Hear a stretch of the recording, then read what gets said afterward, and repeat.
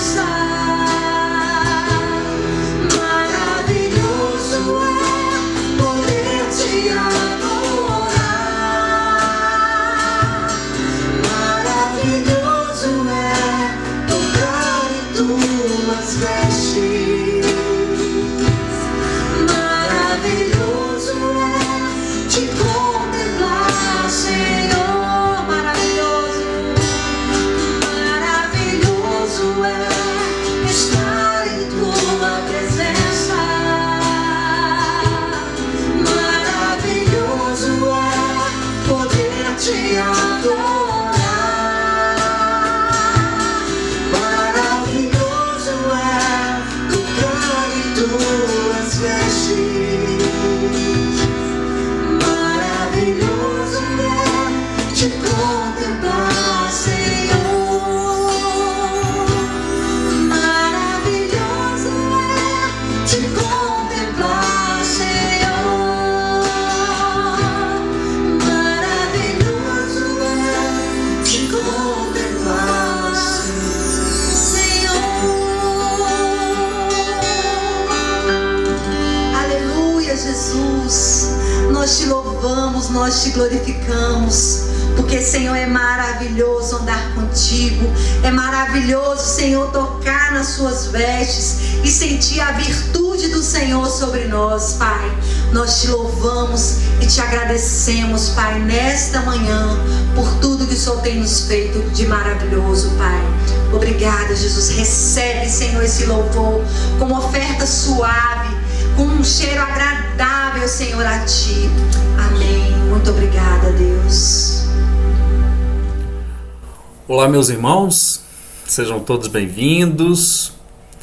Quero dar boas-vindas a todos vocês. Nós estamos aqui na EBD da Igreja Batista Permanecer em Águas Claras. Meu nome é Elias, sou pastor da igreja. Sejam todos bem-vindos. Para quem está entrando aí, que não é da igreja, tem irmãos que têm mandado links para outras pessoas. Sejam todos bem-vindos. Eu quero agradecer a Deus pela sua vida, tomando meu café maravilhoso. Nessa caneca aqui, eu acabei de ganhar. Que bom. Quero agradecer a Deus pela vida dessa pessoa. Deus possa retribuir em bênçãos incontáveis. Tá ok? Vamos orar. Pai, muito obrigado por esse tempo. Queremos entregar a nossa gratidão. Mais uma vez reforçar a nossa oração, que dependemos de Ti. Tu sabes disso, mas eu preciso falar isso para o Senhor. Me ilumina, me dá sabedoria, me dá precisão, que eu fale somente aquilo que o texto me permite falar, e que o Teu nome seja glorificado também naqueles que me veem, me ouvem. Senhor, derrama luz e graça sobre eles, e nos dá a alegria de chegarmos ao fim desta lição com a Tua bênção, ó Deus, aprendendo realmente o que o texto está querendo dizer. Quero orar ao Senhor, te agradecer, no nome santo de Jesus, amém. Então nós estamos no livro de Levítico. Vamos, então, como eu falo, a repetição é a rainha do aprendizado. Vamos lá para o texto. Você pode ver aí, vamos ler o texto. Aqui, capítulo 2.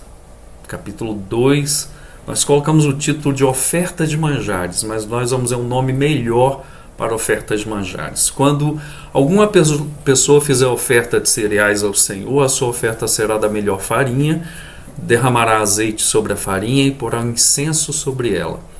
Levará a oferta aos filhos de Arão, sacerdotes, e um deles pegará um punhado da melhor farinha e do seu azeite com todo o seu incenso, e os queimará como porção memorial sobre o altar, a oferta queimada de aroma agradável ao Senhor. O que ficar da oferta de cereais será de Arão e de seus filhos. É coisa santíssima das ofertas queimadas ao Senhor. Quando você trouxer a oferta de cereais assada no forno, será de bolos sem fermento feitos com a melhor farinha, amassados com azeite, e pãezinhos bem finos, sem fermento e untados com azeite. Se a oferta que você trouxer for de cereais, cozida na assadeira, será da melhor farinha sem fermento, amassada com azeite. Você a partirá em pedaços e derramará azeite sobre ela, é oferta de cereais. Se a oferta que você trouxer for de cereais preparados na frigideira, deverá ser da melhor farinha com azeite. E a oferta de cereais que será feita daquilo você a trará ao Senhor. Será apresentada ao sacerdote, qual levará ao altar. Verso 10. O que ficar da oferta de cereais será de Arão e de seus filhos. É coisa santíssima das ofertas queimadas ao Senhor. Nenhuma oferta de cereais que você apresentar ao Senhor será feita com fermento, porque não devem queimar nem fermento nem mel como oferta ao Senhor. vocês podem trazê-los ao Senhor como oferta das primícias, mas não o porão sobre o altar com aroma agradável. Tempere com sal todas as suas ofertas de cereais. Na sua oferta de cereais, você não deixará faltar o sal da aliança do seu Deus. Em todas as suas ofertas você aplicará sal. Se você trouxer ao Senhor oferta de cereais das primícias, faça a oferta de cereais das suas primícias de espigas verdes, tostadas ao fogo, isto é, os grãos esmagados de espigas verdes. Derrame azeite sobre ela e por cima põe incenso e a oferta de cereais. Assim o sacerdote queimará a porção memorial dos grãos de espigas esmagados e do azeite com todo o incenso, é oferta queimada ao Senhor. Então, meus irmãos, aí é o texto que nós lemos. Agora, nós queremos, com este estudo, pretendemos o quê? Ao final que nós possamos entender. Primeiro, fazer uma revisão do conteúdo até aqui, que você esteja entendendo até aqui. 2, tipos de ofertas de grãos, que eu falei, a oferta de manjares é um termo que não é tão bom, porque aqui nós falamos de oferta de grãos. É lógico que tem comidas feitas com esses grãos que são oferecidas também neste capítulo, como oferta ao Senhor, que é chamado geralmente oferta de manjares. Está fazendo algum tipo de comida também. Assuntos importantes para o entendimento do texto e aplicação para os nossos dias. Então aqui está no Timna Park, eu já falei, eu fui lá em 2011 e vamos voltar ano que vem, com a graça de Deus. Éramos para ir esse ano, mas teve a pandemia. Isso é no Timna Park, uma réplica do tabernáculo. Outra coisa que eu falei, que o tabernáculo fica no centro do povo, né, como coração. Depois desse tabernáculo tem o que? Tem a circunscrição das famílias levíticas, coatitas, gersonitas e meraritas. E aqui na frente do tabernáculo, na parte leste do nascente do sol, tem o que? Arão e seus filhos são os sacerdotes, Moisés e a sua família. Então o coração do povo é a presença do Senhor. E o livro de Levítico, nós já vimos, fala sobre santidade e fala sobre a orientação sacerdotal para acompanhar o povo na apresentação com o Senhor. Logicamente, Deus está em todos os lugares, mas no tabernáculo ele se manifesta de uma forma especial. E nós vimos também a divisão do tabernáculo aqui. O átrio, que tem aqui o altar do incenso, a bacia de lavagem dos sacerdotes, que lavavam as mãos e os pés, e aqui na parte, o tabernáculo em si, dividido em duas partes. Na primeira parte, o santo lugar, e na segunda parte, o santíssimo lugar. Tá, ok? Nós já falamos sobre isso. Se você quiser pegar os outros vídeos, está aí no YouTube, no canal da Igreja Batista Permanecer.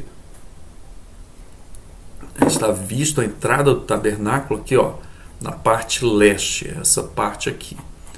Uma réplica que está lá na região de Timna, no Timna Park, tá ok? Então aqui tem o altar aqui do holocausto, onde é apresentado os sacrifícios. Os 3 primeiros ficam apenas aqui. Os 2 últimos vão para lá e voltam para cá. Então nós vimos aqui os 5 tipos de sacrifícios. Eu chamo sacrifícios, mas tecnicamente é uma diferença entre oferta e sacrifício, né? Nós vimos isso, uma diferença entre oferta e sacrifício. Qual é a diferença? A diferença é que a oferta, né, é totalmente queimada no altar. E sacrifício tem também questão do animal, né, que são os 2 últimos sacrifícios, pelo pecado e pela culpa, e também esses sacrifícios são partilhados, não é? Então, essa é a diferença. Partilhados podem ser comidos tanto pelo ofertante como pelo sacerdote. Tá, ok? Então nós vamos ver isso. Vamos sempre estar falando, lembrando, porque é importante você estar ciente disso. Então, tipos de oferta: holocaustos, manjares e pacífica. O significado chamado olá, que significa aquilo que sobe ou aquela que sobe, e na Septuaginta nós temos como holocausto. A oferta de manjares, nós falamos aqui que é exclusivamente cereais. E a terceira, a pacífica, que saiu, desconfigurou aqui, semelhante a um banquete para celebrar uma aliança, onde o sacerdote e o ofertante eles comem. E aqui o sacrifício, né, que não tem alimentação por parte de ninguém. O sacrifício de arrependimento por pecados cometidos, e aqui enfatiza a necessidade de reparação, que chama sacrifício pela culpa. As diferenças entre os 3 primeiros e os 2 últimos. Veja, eu coloquei aqui 4 diferenças em relação a essas palavras. Nós temos visto, primeiro, os 3 primeiros e os 2 últimos. A palavra resultado, nos 3 primeiros, Deus sente prazer. Nos 2 últimos, a pessoa sente alívio. Por quê? Por causa do pecado cometido, que ela está se reconciliando com o Senhor. Aqui outra diferença em relação à palavra pecado. Os 3 primeiros não tem nada a ver com pecado. É uma oferta de aproximação, tanto por gratidão como por louvor. Nós vamos ver a gratidão por Deus cuidar do povo no seu sustento, no fruto da terra. E aqui atos expiatórios por pecados cometidos contra Deus. Então a palavra pecado é muito importante. Diferencia os 3 primeiros, que não tem pecado, e os 2 últimos, que falam do pecado, tanto do pecado como da culpa. E a questão aqui do sangue, a palavra sangue. Nos 3 primeiros, exigência menor no sacrifício. Aqui saiu do, que é no sacrifício. Deixa eu colocar aqui corretamente. Então, nós temos essa questão. E aqui a mesma coisa. Uma maior exigência no sacrifício. Por quê? É feita somente no altar do holocausto. E esse aqui é uma exigência maior. Por quê? As pessoas que pecaram têm uma exigência maior, que são o quê? Sacerdotes e o quê? E o povo. Então aqui, além do altar do holocausto, o sacerdote tem que entrar no santo lugar e voltar para o altar do holocausto. Então, mostrando que é uma exigência maior. Por quê? Porque as consequências do pecado são maiores. É aqui eu tenho falado. Deixa eu vir para cá. Aqui eu tenho falado da questão da responsabilidade. O pecado, da natureza pecado, todo pecado é pecado. Seja o pecado de uma pessoa comum, seja o pecado de um líder, por exemplo. Agora, o alcance do pecado, aí há a diferença. Sim, natureza não há, tudo é pecado, e já seria terrível, porque Jesus teria que descer da sua glória para ser ali na cruz pregado. Mas e a consequência do pecado? Isso é que Levítico quer mostrar. Que a consequência do pecado é muito maior para um sacerdote, para um líder e para o povo como um todo. Então, a exigência é maior também, mostrando que não peque. Você que é líder, tome cuidado, porque seu pecado vai ter um alcance muito maior. Ok? Então, o livro está trazendo esse entendimento. E aqui, então, palavra sangue, então, e a palavra, que aparece aqui com alta frequência em relação, que palavra? Relacionamento com Deus, que não é fruto de pecado. O povo está querendo se relacionar com Deus. Nós vimos isso no holocausto, vamos ver hoje na oferta de grãos. E aqui a reconciliação, porque houve pecado cometido. Aqui não há pecado cometido. E nesse último gráfico eu falo o que? O sacrifício, põe sacrifícios, mais uma vez, de forma geral, mas aqui tinha que haver o que? As ofertas e aqui os sacrifícios, né? Mas nós colocamos de forma geral aqui. Nós podemos falar da natureza e do tipo. Por exemplo, natureza, pureza ritual, que não é de pecado. Não é feita essas ofertas por causa do pecado. que é o holocausto, oferta de manjares ou dos grãos, de forma mais correta, e ofertas pacíficas. E a pureza moral, porque vai envolver pecado cometido. Deus exige ofertas pelo pecado e ofertas pela culpa. Ok? Então, as ideias-chave do livro de Levítico: a santidade de Deus, pureza da comunidade do pacto, sede santos porque eu sou santo, o princípio da substituição no ritual do sacrifício, é dado um animal, então é dado alguma coisa no lugar do ofertante. O princípio da mediação do serviço, sempre vai ter a mediação sacerdotal. Deus não aceita a pessoa chegar até Ele por Ele mesmo. Tem que chegar através do sacerdote. E os temas principais: santidade, oferta de sacrifício e descanso sabático. E ano sabático, nós vamos entender isso, que é uma confusão muito grande no meio do povo de Deus, tá ok? Vamos passar das aulas, nós vamos voltar a isso. Então aqui, primeira parte da nossa aula, perguntas importantes para o nosso entendimento. Primeira coisa, que é a oferta de manjares. Que é a oferta de manjares? Então vamos voltar aqui para a tela grande. Ofertas de manjares. É chamada de oferta de manjares, mas a melhor designação é a oferta de grãos. Por quê? Porque a palavra em hebraico significa minhá, que é o que é toda oferta de grãos. Era dada a Deus, por exemplo, nesse capítulo vai falar os vários tipos de ofertas, mas de grãos. Então, é um presente de grãos a Deus, para se aproximar de Deus em gratidão, porque Deus que deu aquele alimento para o povo. Então, é uma aproximação para reconhecer que vem do Senhor esse sustento. E também porque Deus tem dado esse sustento para a vida do povo. Então, assim, era esses três, na verdade, dois, que é de cevada e de trigo. E também você vai ver lá no final, quando o trigo ainda está, por exemplo, o milho ainda está no grão, na espiga. Então tem também a oferta das primícias. Nós vamos chegar lá. Então a palavra é minhá, oferta de grãos. E não era qualquer grão, irmãos. Era o quê? Era feito da sêmula, a parte escolhida do trigo, que era tirado da parte interna do trigo. Não era da casca. Era do miolo, ou seja, da coisa melhor. E era misturado com azeite de oliva e untada a essa massa.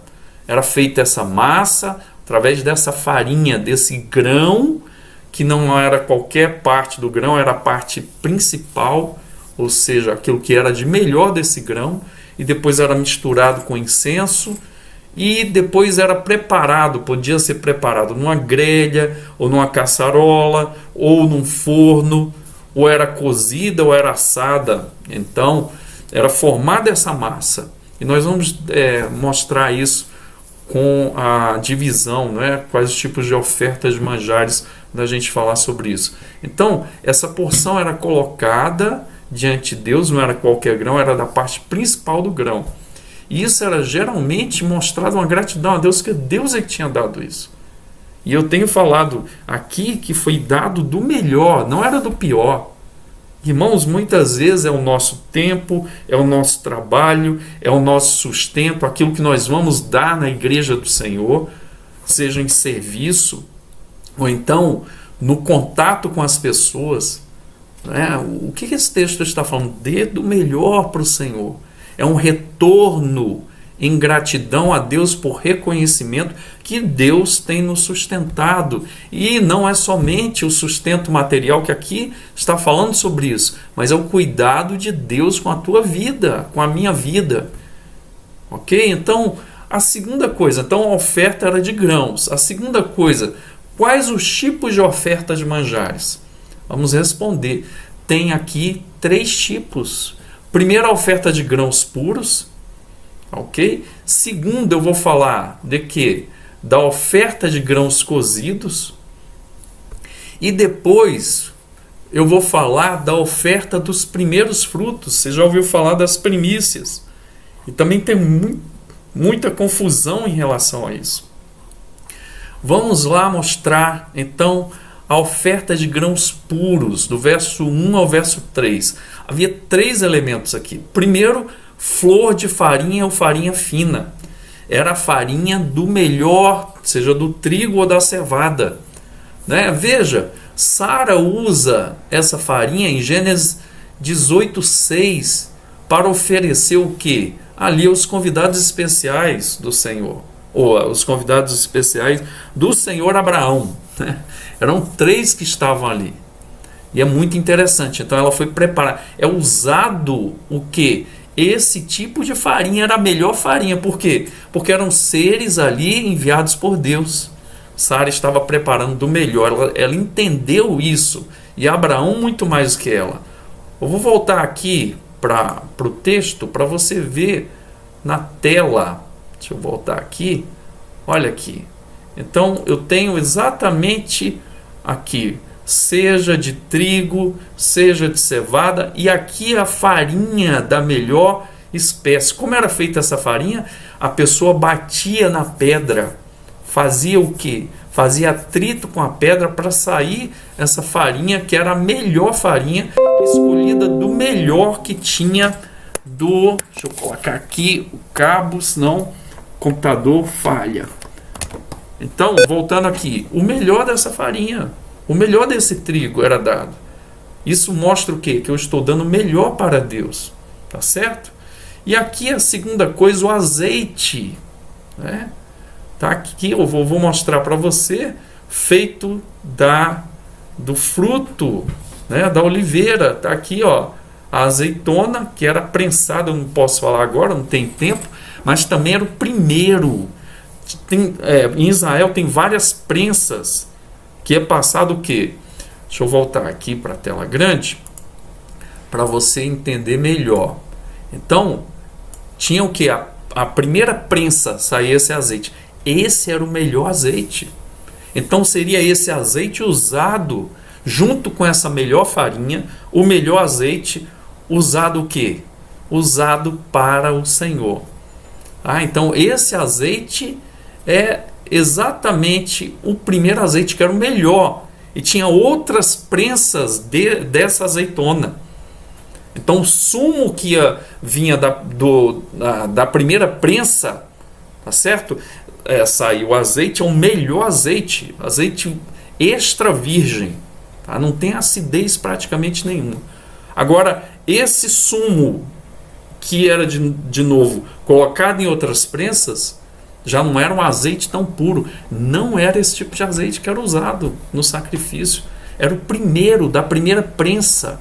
Depois eu vou passar um vídeo para vocês notarem isso. Em Israel é muito simples quando você vê isso. Ok? Então aqui nós temos o que? O azeite melhor que tinha. Então havia esse derramamento. E a palavra para derramamento aqui, então derramava-se o azeite em cima da farinha. Como é chamado esse derramamento? Unção. E você vai lembrar, por exemplo, da palavra ungir, e você vai lembrar de outra palavra, ungido, que significa o Messias. Então a unção significa derramar, não é? No caso aqui, derramar esse óleo. E aí você vai ver, por exemplo, com o passar do tempo, esse óleo sendo derramado primeiro sobre os sacerdotes. Depois você vai ver, nós vamos entrar na unção sacerdotal no livro de Levítico, e depois a unção de reis, né? E nós vamos ver, em terceiro lugar, a unção de profetas, 3, que são características do nosso Senhor, o Messias Todo-Poderoso. Nós já falamos aqui muitas vezes. É o Messias Rei Senhor, né? E assim, e Deus também. Messias porque é ungido do Senhor, falado lá no Salmo 2. E nós vemos isso de forma clara em Mateus. A genealogia mostrando que vem de Davi, ou seja, ungido, está mantendo a descendência de Davi, que foi prometida lá em Samuel, né? Samuel capítulo 7, 2 Samuel capítulo 7. Foi prometido, da tua linhagem ninguém, sempre Deus vai manter um remanescente, um rei no trono vindo da tua linhagem, Davi. E a pessoa pergunta, mas como? Se Davi morreu, os outros vão morrer. Mas em Jesus tem o quê? Tem que ele é Deus e que ele ressuscita. Então, ele é gerado no ventre de Maria pelo Espírito Santo e depois ele ressuscita da morte. Então, ele não é somente rei, ele não é somente ungido, descendente de Davi, mas ele é Deus. É Deus, rei, ungido. É muito interessante isso. Então, a palavra Messias. Então, esse óleo era derramado, óleo de azeite extra virgem. E um terceiro ingrediente era colocado, que era um incenso. E eu vou colocar aqui na tela para você ver o incenso. Tá aí, ó. Certo? Então, esse incenso também era um incenso das melhores especiarias. E era colocado ali. E como era feito isso? Então, o incenso era jogado, a farinha estava ali, vinha o óleo e depois o incenso. E esse incenso, o sacerdote pegava o incenso com a farinha e com o óleo, um punhado, e jogava sobre o altar. E subia com um aroma suave diante do Senhor. Então, esse era o ritual, né? E outra coisa também, havia outro tipo. Então, esse é do 1 ao 3. Nós vemos isso. Agora, a oferta de grãos cozidos eram várias, do 4 ao 10.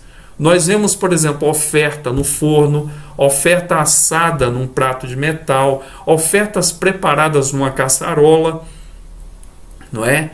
Então você tem vários tipos, e aí chama de bolo, é por isso que chama de manjares. Ou bolos, ou então em forma de pão sírio que nós temos hoje. Então assim, era dividido essa oferta e era colocada uma parte pelo sacerdote, untada com azeite e colocado que incenso sobre esse pão ou sobre esse bolo, e era colocado isso no altar do Senhor. E detalhe que nós devemos notar aqui, que é interessante, que tanto no primeiro, que é a oferta de grãos crus ou a oferta do grão somente, feita a farinha, ungido com óleo, com azeite e também com incenso, o sacerdote pegava um punhado e colocava diante de Deus. E o restante? O restante era dado pelo ofertante ao sacerdote, que estava apresentando ali aquele sacrifício, aquela oferta, diante do Senhor. E aqui a mesma coisa. O que era feito dos pães, seja bolos, seja pães, o que sobrava também era fracionado para o sacerdote. Por quê? Porque o sacerdote tinha que ser suprido em suas necessidades. Ok? E Deus já havia exposto isso, porque não tinha para ele herança entre as terras. Então, inclusive, você vê em Josué 48 cidades distribuídas em várias tribos, em todas as tribos de Israel, que eram o quê? De sacerdotes e levitas. Tá? Então, da família de Coate vinha o quê? A família de Arão. E da família de Arão, a linhagem sacerdotal.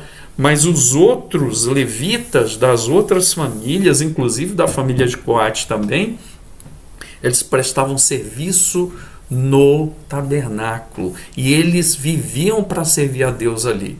E nós vemos isso com o quê? E o sustento deles, como vai vir? Vem dessas ofertas. E aonde eles vão morar? Dessas cidades que são cedidas pelas tribos de Israel. É muito interessante isso, irmãos.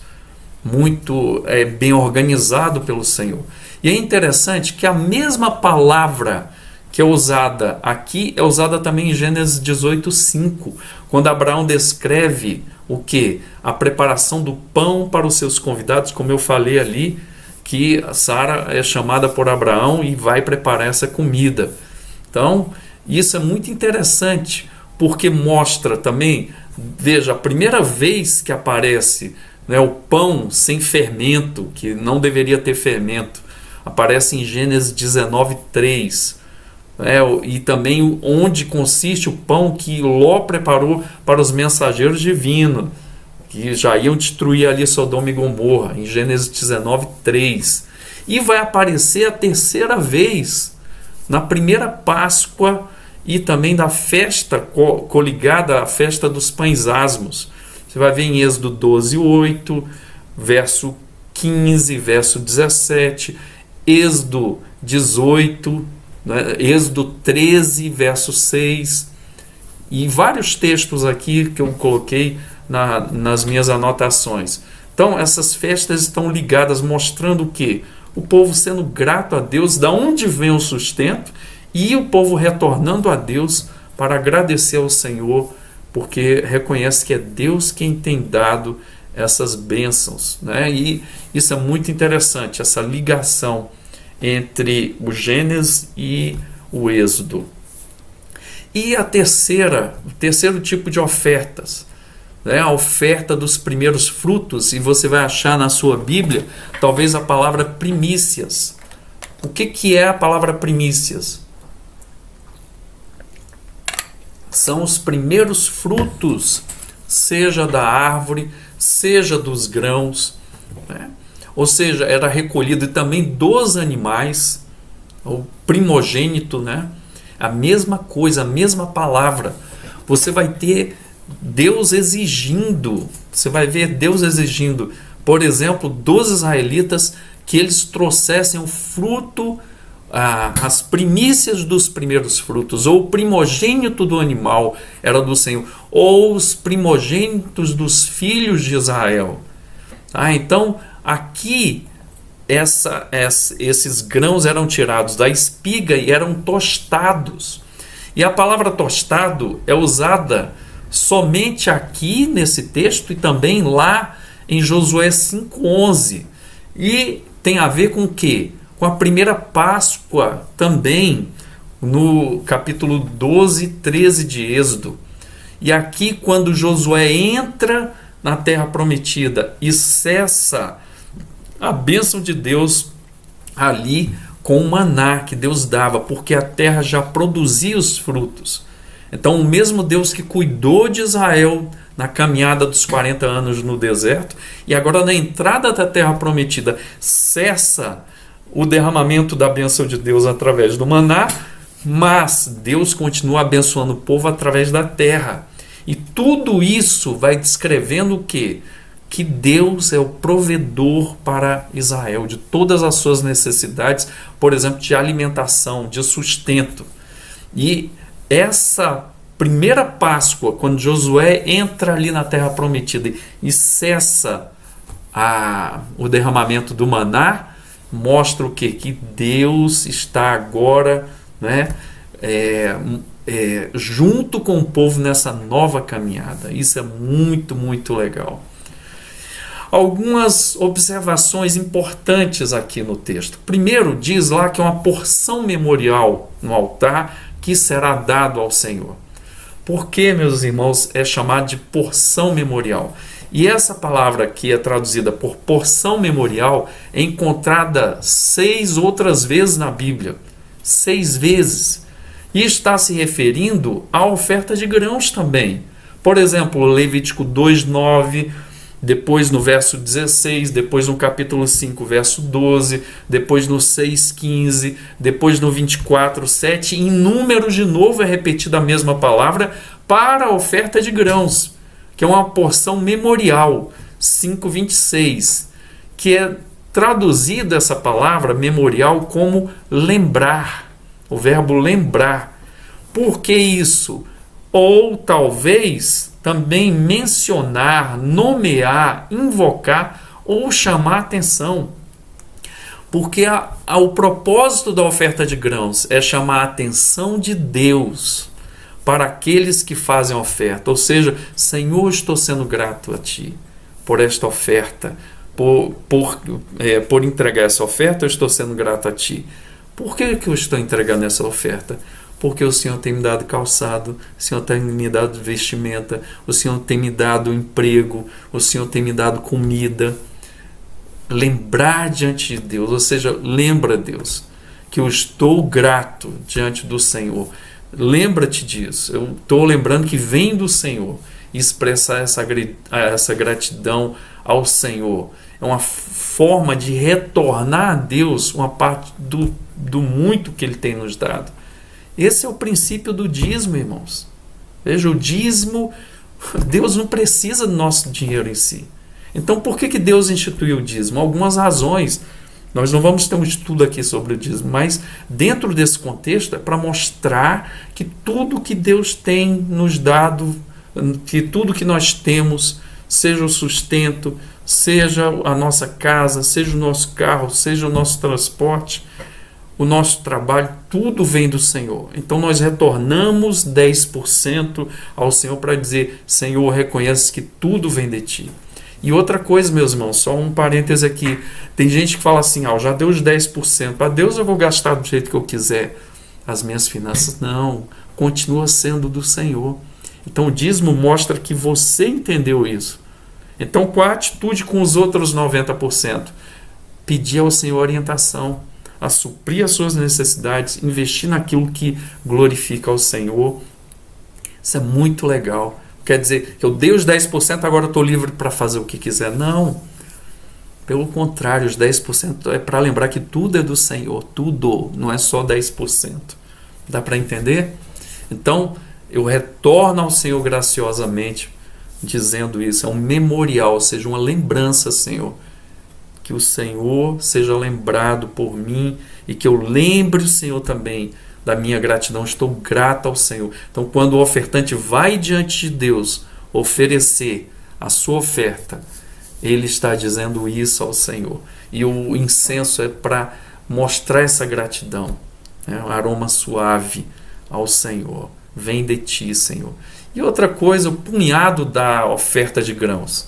Significa o que? Uma parte o sacerdote tira, né, ali para entregar diante do altar, e a outra parte é reservada para os sacerdotes. Eu já falei sobre isso. Inclusive, o apóstolo Paulo usa, né, em 1 Coríntios 9:9 e 1 Timóteo 5:18, mostrando o exemplo que nós acabamos de ver no livro de Levítico, né, mostrando que o quê?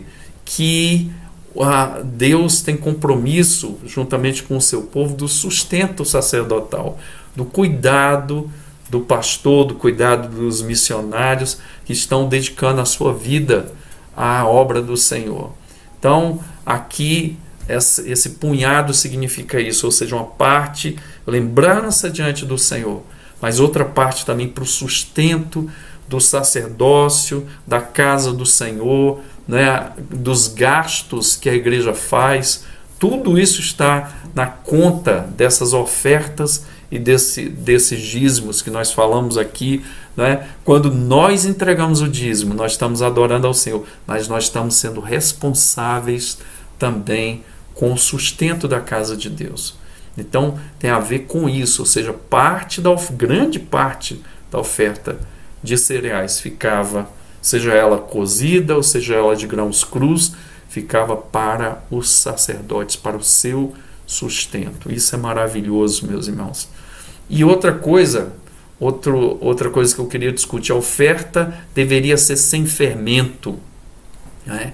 Versos 11 a 13, a oferta deveria ser sem fermento.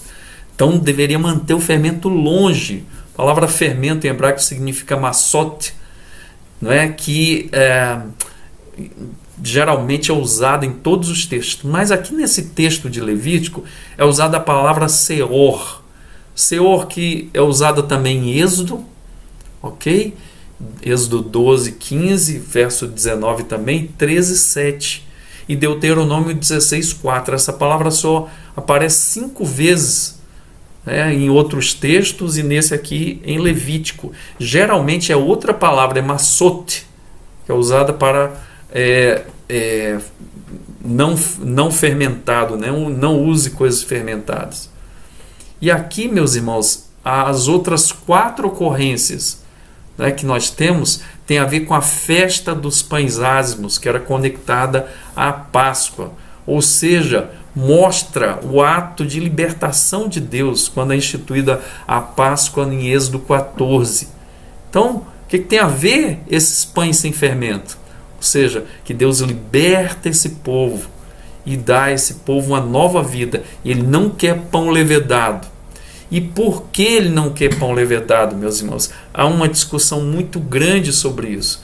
Mas talvez, por exemplo, Michael Heiser diz que a alteração, quando tem fermento, é a palavra hametz, tem fermento na massa, a alteração no processo de ordem natural. Se não tivesse fermento, não haveria a levedura da massa. Então, por alguma razão, Deus não quer que essa massa seja misturada, ou seja transformada. Ele quer como está, sem o fermento. E Deus pede para que não haja o uso, e o uso do fermento é proibido. E também, aqui outra coisa, não só o uso do fermento proibido, também o uso do mel é proibido, né?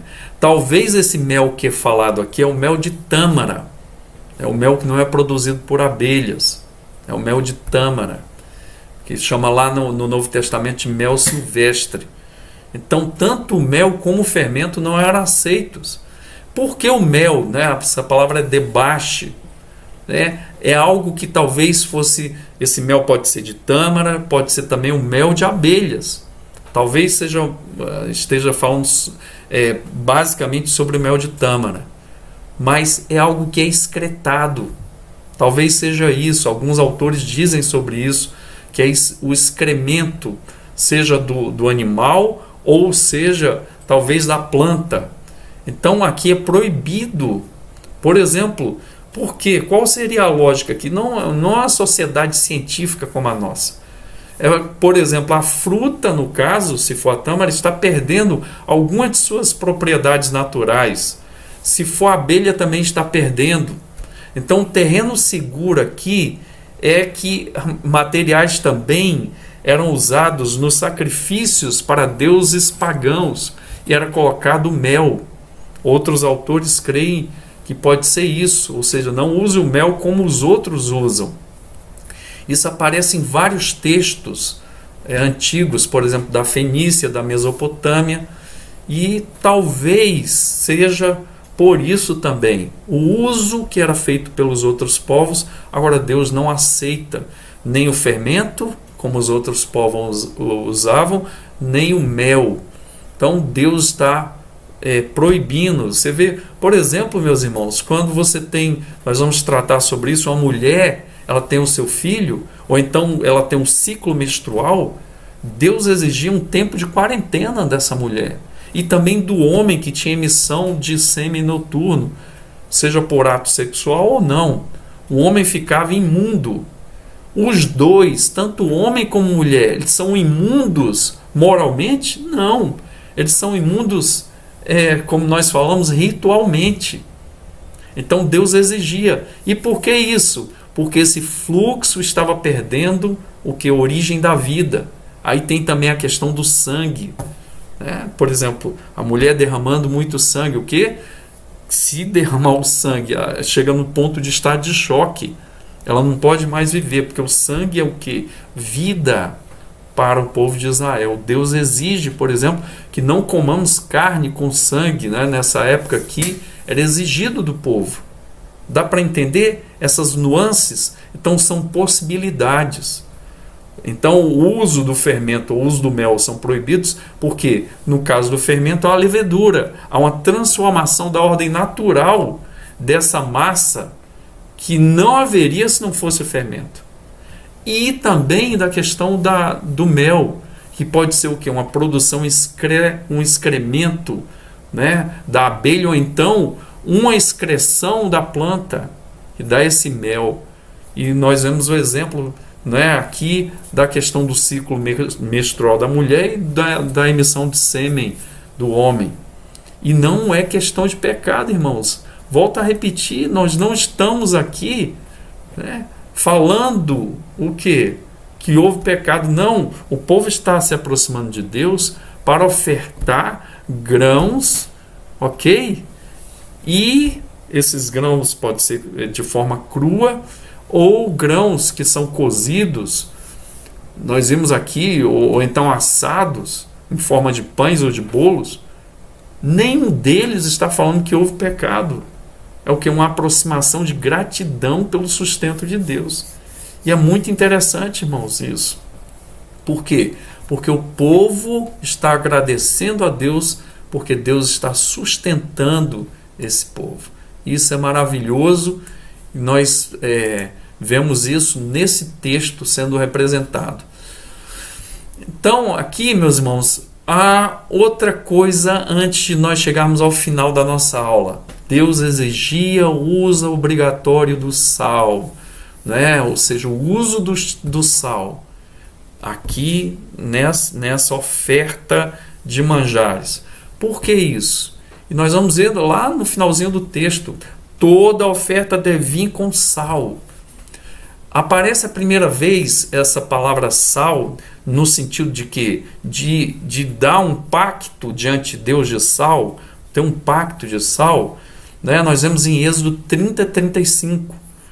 O sal deveria ser usado lá como conservante, tanto para manter o óleo como a farinha. Então Deus exige isso, pode ser para quê? Para conservação. E ele chama a igreja, os servos dele, os seus seguidores lá em Mateus, no Sermão do Monte, no iníciozinho lá, vós sois o sal da terra e a luz do mundo. Lembram-se disso? Então pode ser para conservar também a farinha e o óleo que eram apresentados. Ou seja, era um conservante. O sal também pode ocorrer como um contexto de julgamento. Veja Ló, que a esposa dele desobedece, né, e viram a estátua de sal. Deus falou, não olhe para trás, eu vou destruir Sodoma e Gomorra. Ela vai e olha, e viram a estátua de sal. Sal no sentido de julgamento.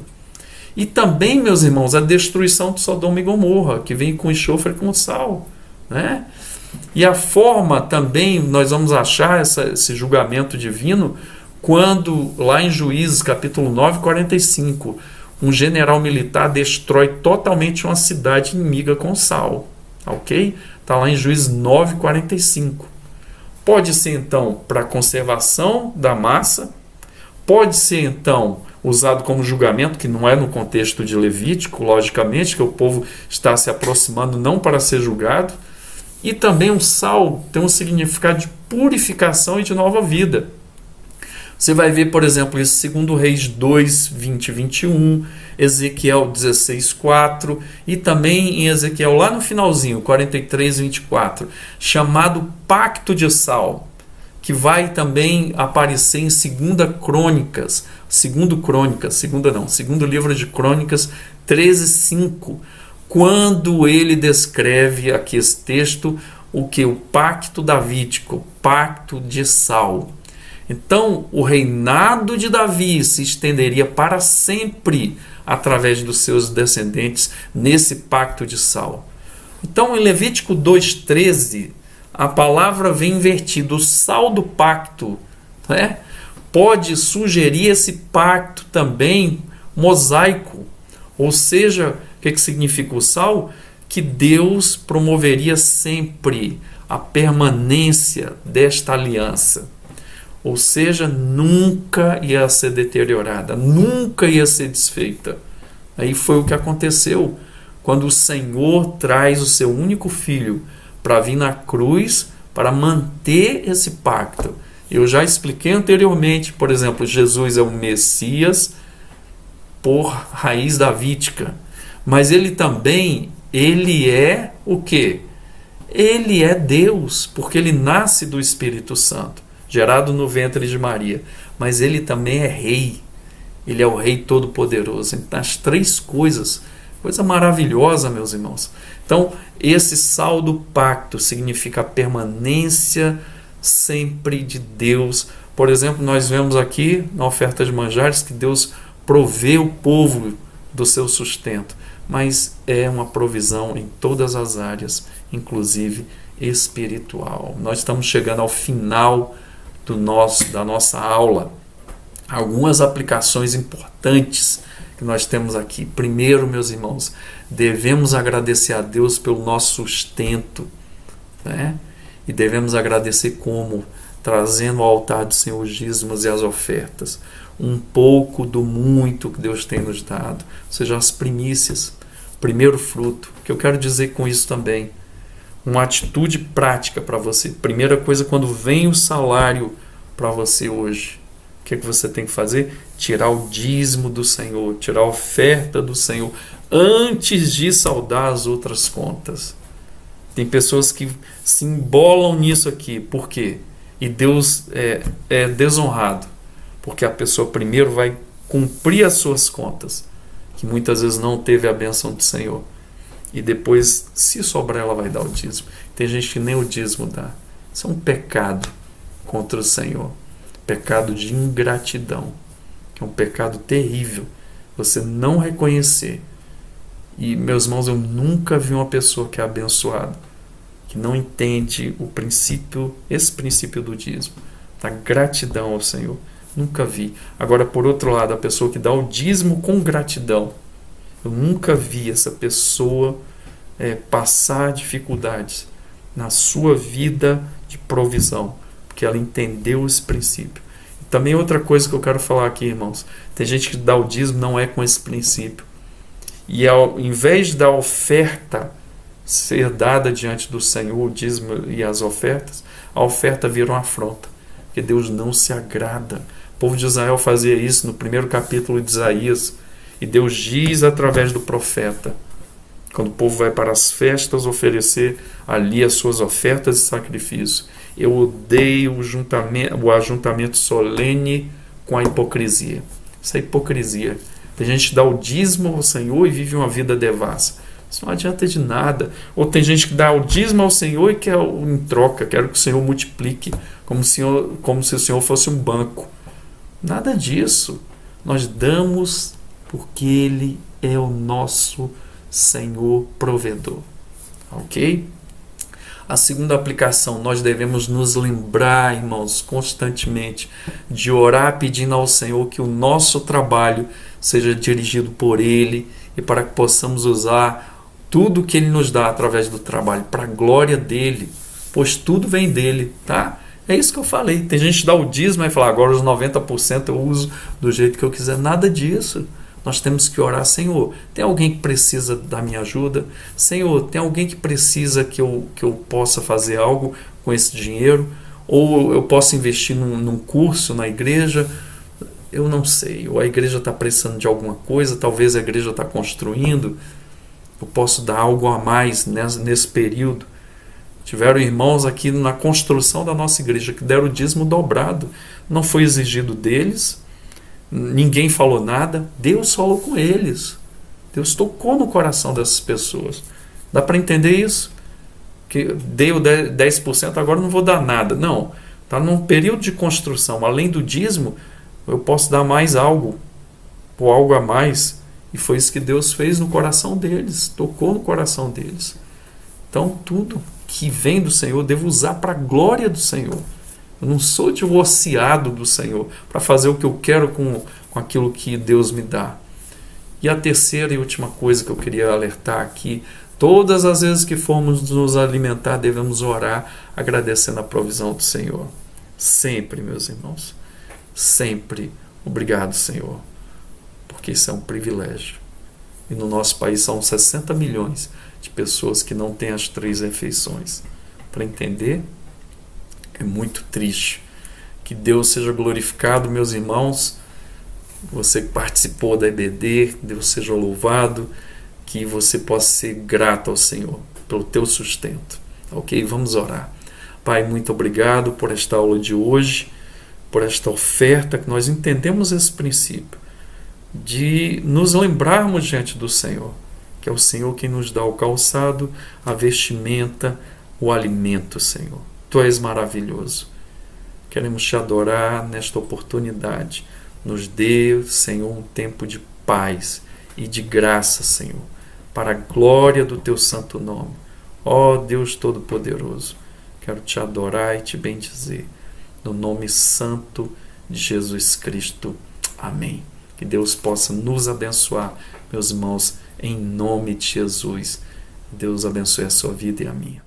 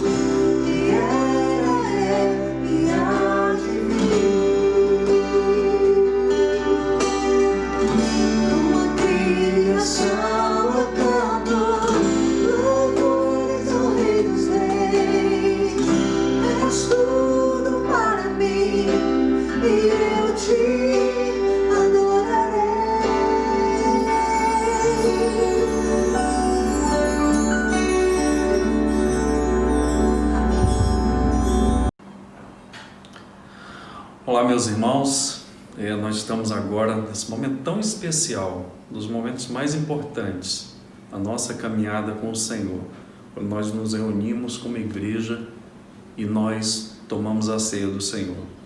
Aí eu quero louvar a Deus por esse momento. Por quê? Porque o Senhor preparou para nós. E o que significa a ceia? A ceia significa um momento em que nós buscamos relembrar o sacrifício de Cristo, aquilo que Ele fez por nós, aquele ato na cruz do Calvário de amor, de dedicação e de perseverança. Então a ceia é para relembrar esse momento. E a ceia foi instituída pelo Senhor no finalzinho do seu ministério, na iminência ali dele ser crucificado. E ali ele reúne os discípulos e ali ele fala, dá o pão para os discípulos, dá o cálice e fala que aquele cálice é o cálice da nova aliança. E diz que o pão significa a própria presença dele. E o pão que foi partido significa Jesus sendo crucificado e sendo trucidado naquela cruz horrível. Tudo por amor a nós, para que nós tivéssemos acesso novamente à presença do Senhor. Então, tanto o cálice como o pão cumprem aquilo que foi tipificado lá no Antigo Testamento na primeira Páscoa, ali no capítulo 13, 14, depois a liberação do povo do Egito por Deus, que onde estivesse a marca do sangue daquele cordeiro, na família que colocasse aquela marca na porta, nos umbrais e nas vergas das portas, aquele sangue simbolizaria ali a proteção contra o anjo da morte, que ia passar em todos os lugares, inclusive no local onde tinha animais. Ele iria matar todos os primogênitos. E foi o que aconteceu. Um choro muito forte no Egito, diz no texto bíblico. E esse sangue guardou e protegeu da morte todos os israelitas que estavam obedecendo ao Senhor. E Jesus é esse cordeiro perfeito agora. Cordeiro sem mancha, sem mácula, sem ruga, e o sacrifício perfeito, aceitável diante do Senhor. E o autor aos Hebreus diz que pelo novo e vivo caminho, pelo sangue de Jesus, nós podemos ter acesso com confiança à sala do trono. E foi isso que aconteceu quando Jesus entrega o seu Espírito ali, e ele morre na cruz do Calvário. Ele diz: está consumado. A obra foi consumada e foi completada. E ali na ceia, na última ceia, o cumprimento exatamente daquilo que Moisés previa, a vinda desse cordeiro perfeito, que veio, nasceu no ventre de um adolescente e pôde ir até a morte de cruz sem nenhum pecado. O cordeiro naquela época não seria aceito se tivesse alguma mancha, se tivesse alguma imperfeição física nele. E Jesus mostra e cumpre essa perfeição plena do seu coração, da sua alma, diante do Senhor. Nunca pecou. Foi um sacrifício aceitável diante do Pai.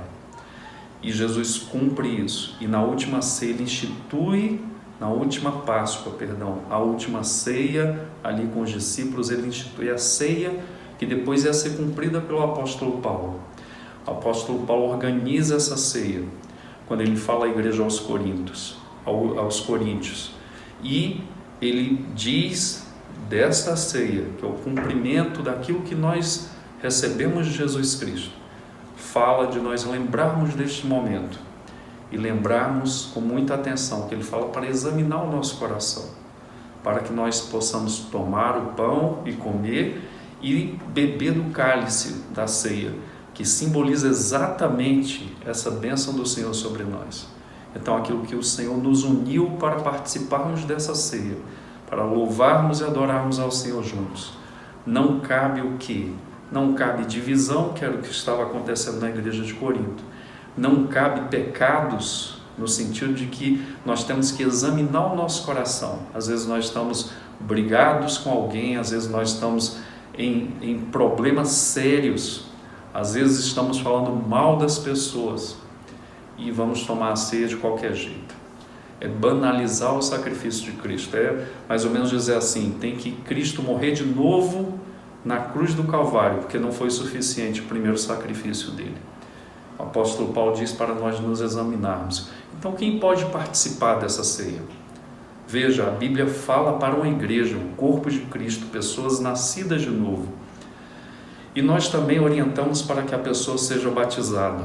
Porque na classe de batismo, nós vamos explicar e orientar a pessoa que ainda não tem essa orientação cristã, para que não tome a ceia de qualquer jeito. Então, a terceira coisa que eu queria falar, para quem toma a ceia de qualquer jeito, ou seja, que está desonrando o sacrifício de Cristo na cruz. O que é que o apóstolo Paulo diz? 3 coisas muito sérias.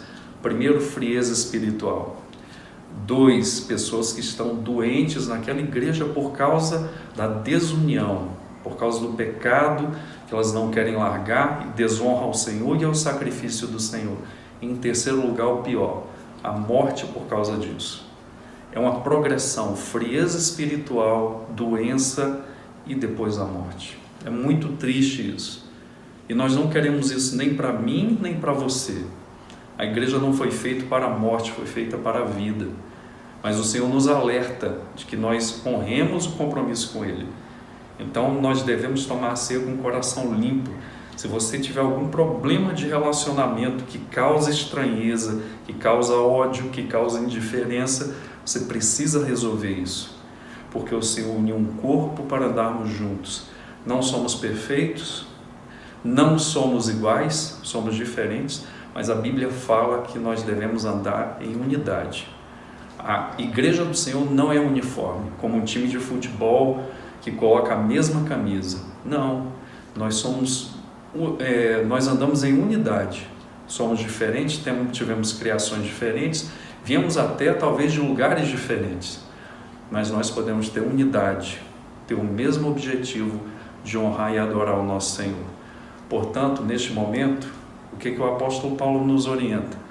Que nós nos examinemos, cada um a nós mesmos, e é individual. O marido não vai examinar a vida da esposa, ou o filho vai examinar a vida dos pais, ou você vai examinar a vida de um outro irmão da igreja, ou eu que sou pastor vou examinar a sua vida.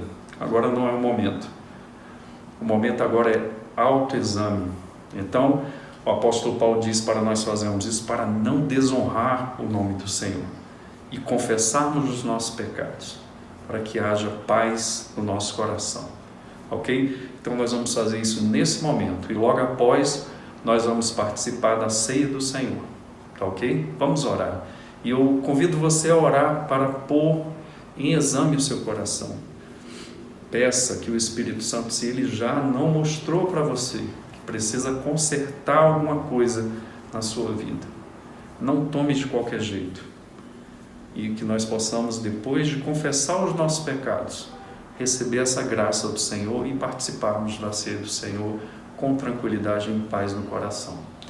Vamos orar neste momento. Pai, ó Deus Todo-Poderoso, que o Senhor sonde os nossos corações, as nossas mentes, vê se há algum caminho torto em mim ou nos meus irmãos, endireita as nossas veredas. A começar com a confissão, com a contrição de um coração realmente, Senhor, arrependido diante de Ti. Que o Senhor faça isso conosco, Senhor. Nós queremos participar dessa ceia para sermos abençoados, para adorar o Senhor com alegria e não para sermos, Senhor, punidos pela Tua santidade. Não queremos ferir ao Senhor. Queremos andar em paz com o Senhor e com os que são do Senhor também. Queremos te pedir perdão por todos os pecados cometidos, mesmo que não tenhamos falado, mas isso já fere a Tua santidade. Limpa-nos, Senhor, e torna-nos aptos a estarmos na Tua presença pela Tua misericórdia, como o Senhor mesmo fala ali, Senhor, ó Deus, com o autor aos Hebreus, o Senhor usou, mostrando que é pelo novo e vivo caminho, pelo Teu sangue, pela Tua graça, pois nós merecemos o inferno, Senhor, para todo sempre. Com a Tua graça, com a Tua bênção, eu e os meus irmãos recebemos o sangue do Cordeiro sobre nós. E Deus, com a Tua graça também, recebemos a Tua paz para participar deste momento. Nós oramos agradecidos em nome de Jesus. Amém. Queremos agora, neste momento, participar. E nós, cristãos, nós temos o costume, desde o início da igreja cristã, de nos reunirmos, que era muito lindo o compromisso dos cristãos que eram perseguidos no início da igreja, que eles falavam, faziam um compromisso entre si, de não delatar o irmão, de não falar mal do irmão, e de manter a comunhão com o irmão e de suprir as necessidades do irmão, se ele precisasse. Que assim seja nas nossas vidas. E nós tomamos o pão físico aqui, representando o pão do céu que desceu do céu para dar vida ao homem e dar satisfação verdadeira. E também o cálice, contendo aqui o vinho, que simboliza o sangue do Senhor, que não mancha, mas traz purificação. Assim como o Senhor nos ordenou, vamos comer todos. Eu convido vocês para que nós tomemos o cálice, comamos do pão e participemos desse momento maravilhoso que purifica o nosso coração e que também realinha o nosso coração com o Senhor, lembrando que Ele pagou um preço muito alto por todos nós. Assim como o Senhor nos mandou, comamos do pão e bebamos do cálice todos.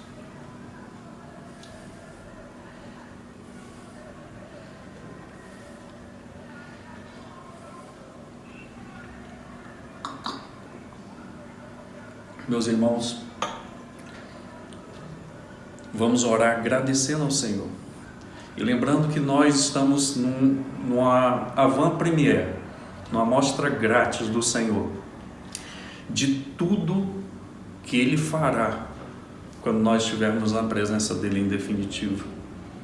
E o Senhor vai servir essa ceia para nós, e nós queremos adorar o Senhor neste momento, e vamos nos preparando dia a dia, orando todos os dias, fazendo a devocional, participando dos cultos, no nosso caso, do culto de oração, dos PGs, das EBDs, dos cultos da noite, e tendo o nosso coração purificado diariamente em comunhão com o Senhor.